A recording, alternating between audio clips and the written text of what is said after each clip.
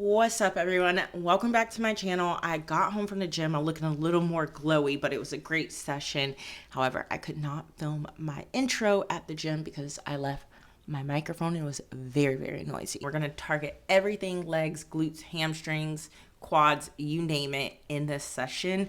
And I'm going to do just voiceovers to explain all of the exercises. So if you like the style content, if you like kind of the workout vlogs, I got you covered. I have already some on my channel, but if you subscribe, you'll be able to join along for more that I have planned in the future. So let's get ready. Take some notes. I'll put all the exercises down below too, and we'll get to training.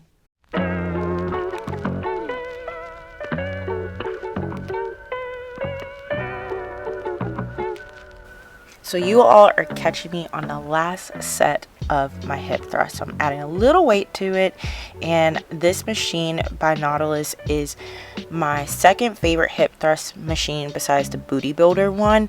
The other ones I don't like at all. So anytime the gyms have this one, try it out. I like it, and I will also add in a booty band just to help me keep the tension right in my glutes. If you have trouble feeling it in your glutes, add that band. Now I did 4 sets of these, starting with 12, 10, 8, and then 6. So this is that final push with the most weight for me, and just really taking myself almost to failure. Yep, clearly I'm feeling it in my glutes. I need a minute to recover before we go to the next thing.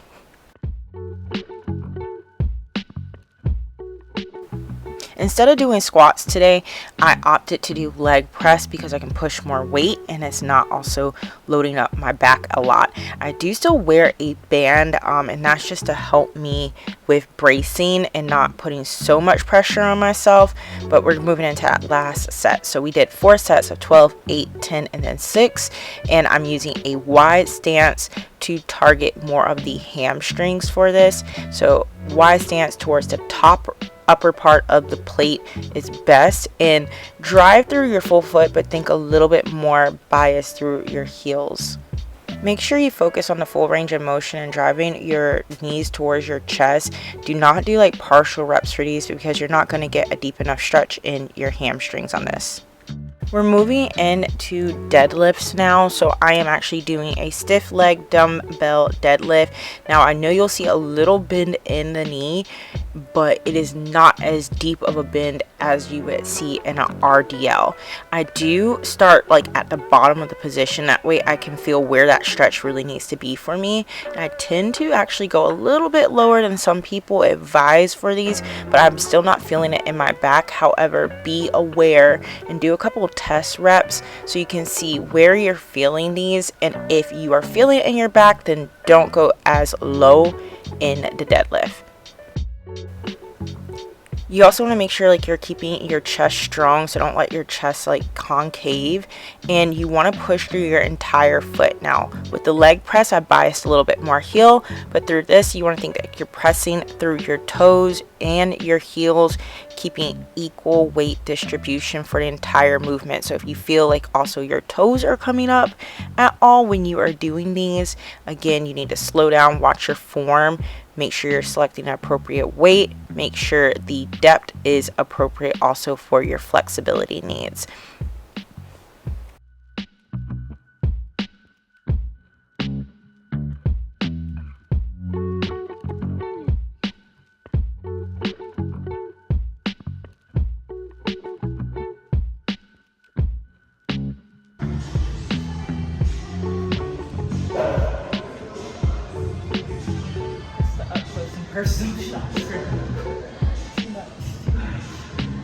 Moving into the Smith machine area, I love using a Smith machine for these reverse lunges. However, we're doing a little twist today, and we're going to use one of these squat wedges and in a reverse method for more of a glute bias. So kind of limiting a little more ankle mobility, so we're not driving the knees too far over the toes and engaging more quads, and instead we're going to be able to get some more depth and also engage more glute. These will fire you up. You do not need a lot of reps of these. Like literally 8 is my sweet spot, 10 if I'm feeling great. And I do want to drive a little more weight on these. That's also why I'm not trying to drive high reps. However, if you can't move that much weight, drop the weight, increase the reps a little bit more. But this little hack is everything. You could also use like a step up, but I think again limiting that ankle flexion does also more wonders in activating the glutes than just having a regular step up. Now, I did not want to neglect the quads, so we are finishing up with leg extensions. I did already like 3 straight sets of 10 to 12 rep range, and now we're doing a drop set.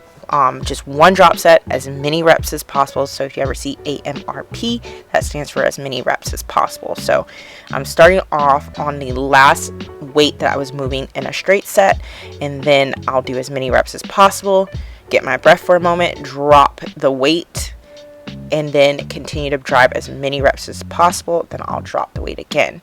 I don't try to take too much of a pause. Sometimes I may need a little bit just to catch my breath, but then we'll do that and then drop that weight and go right into it. So that is the purpose of a drop set. It's like a nice little burnout. It is just to drive that last bit of strength, keep it focused, and you will absolutely feel this.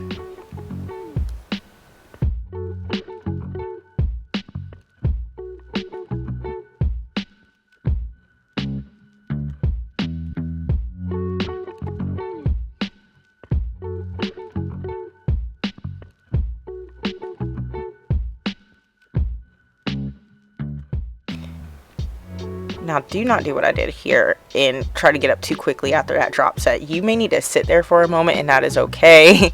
As you see, moving too quickly can throw you off literally. So give yourself a moment to recover from a drop set. They can be very, very, very intense. That is the purpose, again, of them, to drive that intensity and really tax the muscle. And we made it through, guys. We made it through. I want you to get ready for the next time you'll hang out with me right here on the screen.